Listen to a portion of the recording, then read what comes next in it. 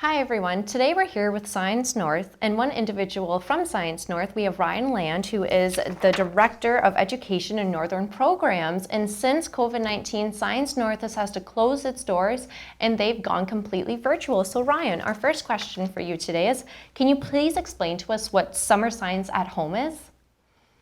Yeah, definitely. Thank you and good morning, and thanks for having Oh, Science absolutely. Good North with morning. you. So basically, this is an opportunity for students who are at home, not students, but children at home, to continue to learn about the wonderful world of silence from the comfort of their homes. It really is 1 hour a day of facilitated content with a Science North Blue Coat. It offers enrichment activities, such as a Rube Goldberg, which is sort of an obstacle course building kind of an activity. Kids might get to build a catapult or a hovercraft. They might write messages with invisible ink. And then, most importantly, I think for the parents that responded to our survey about these camps, is that they have the chance to get away from the screen and explore nature in their backyard as citizen scientists. So it's a way to break up the day in a fun, engaging, and importantly, safe way. Oh, well, that's great to hear that the kids aren't going to be so tuned into the screen while you're doing these little groups and sessions. And now, what we wanted to ask too was how many Zoom groups will there be in a day for these 1 hour sessions? I know that there's a 10-person maximum, so will you be having multiple sessions throughout the day?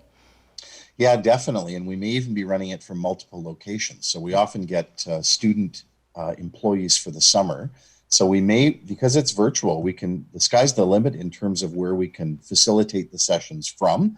We just need a reliable internet connection. And then also we can do as many sessions as we need to do. So really it's registration that drives that.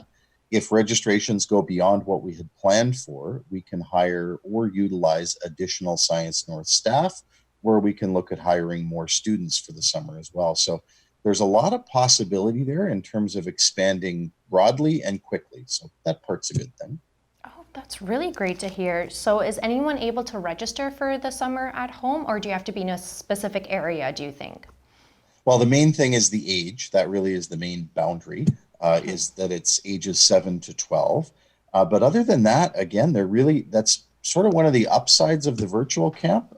For the first time in our history, there are no geographic boundaries. So no matter how remote, no matter how many kids have registered in a community, if it's just one from a community, they can register and be a part of the virtual camp.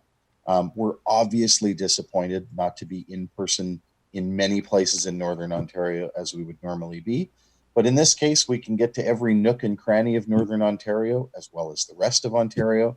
And in fact, anybody who speaks French or English in the world might want to register for these camps as well. So I have a feeling we'll have little red dots on the map from all over the planet, I think, by the end of summer. Oh, that is so exciting that you're able to just expand, and I'm sure that there are many parents who are just thrilled that you're even offering this virtual, sessions. And also with that, I know that you've had to cancel many of your summer camps throughout certain areas. And is there discussion that the summer camp here in Sault Ste. Marie will still be running from July 20th to August 31st, or will you be canceling those? Yeah, as of now, we have not canceled the camps in Sault Ste. Marie. There's a small handful of communities that are larger centers that historically have large registration, and to be honest, are just great partners. We have great community engagement. So we're still looking at that.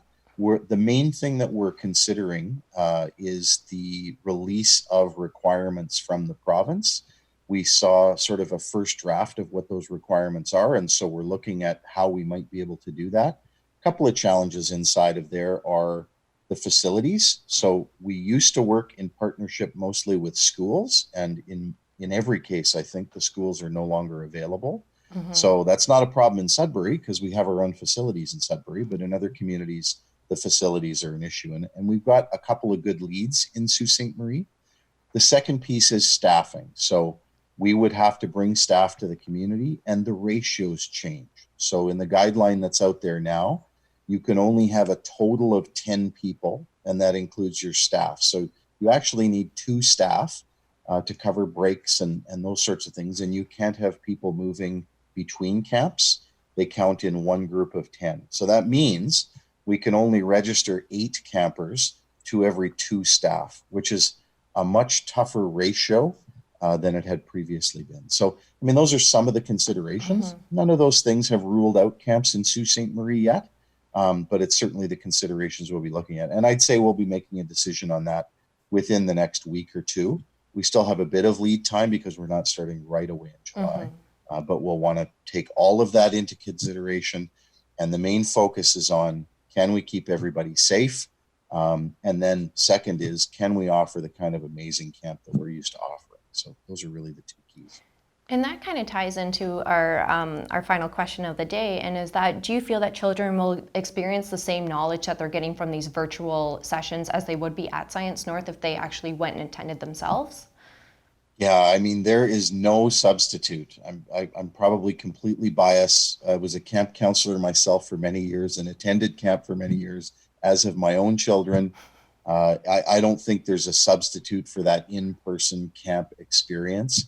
And the other piece to consider is this is 1 hour a day versus what would have been full day camps and full day experiences with lots of hands-on experiential Mhm. learning. I mean, the social piece we can't really replace in a virtual format. So we're not really looking at this as competition for camps or as something better than or instead of.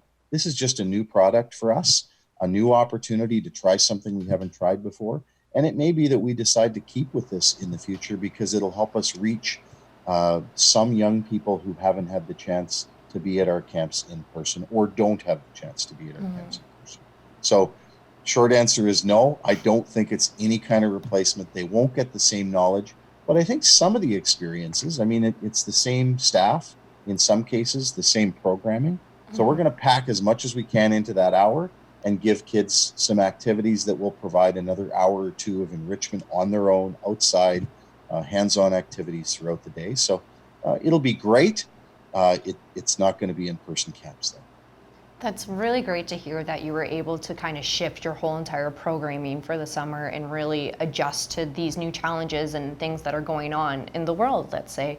But also, it's really great to hear too that you have a potential to get new audiences and new individuals involved with Science North if they weren't able to attend before. So really, thank you so much for all this information.